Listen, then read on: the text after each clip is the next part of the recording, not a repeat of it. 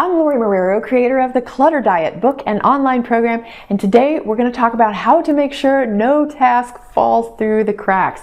The key is setting up a task list that works for you, the best way for your brain type, for your lifestyle, your job, and everything. So there is not a right answer. We talked about this last week. We looked at electronic versus paper methods of keeping a task list. You can have all kinds of infinite ways to do this. So I wanted to give you a few more considerations today about how to set your task list up so that you can be successful.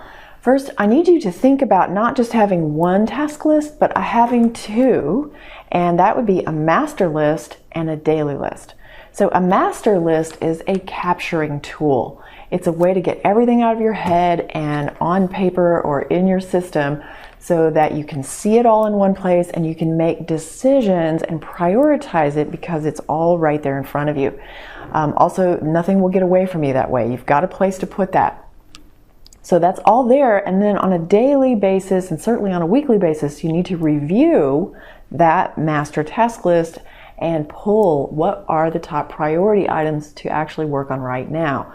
So every day, think about the top 3 to 5 most important things that you must do today and write those down. You can use a Post-it note or whatever works for you, but make sure that you're clear on those top priorities so that you can take action on those first.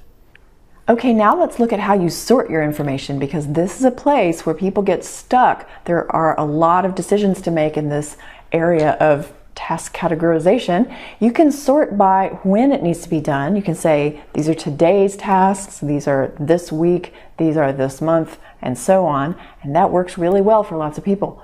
Or you can sort by categories of context or type. So all of your calls could be listed together, all of your errands, all of your discussion items with a certain person, they can be categorized together as well. How do you know what's best for you? Think about your life. Do you travel a lot? What kind of demands do you have on you? Where are you going to be when you need to access this information?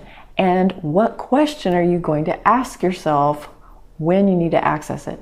Is it more about what day it is and what's due? Or is the question for yourself more about where am I? What do I have access to? Do I have a phone? Is it quiet enough for me to make calls?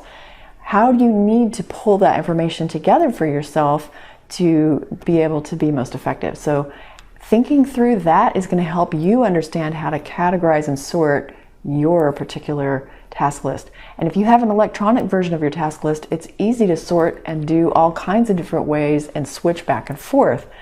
What I want to warn you about is, keeping it simple, because you don't want to have too many decisions. Every decision you have to make is another place where you can get stuck. So if you're stuck on due date, categorization, prioritization, and all those things for every task you write down, you're going to write your task down very slowly and have to think really hard about all of them.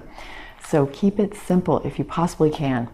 Also, you might want to have a category called future, where you capture all those things that you might want to do someday.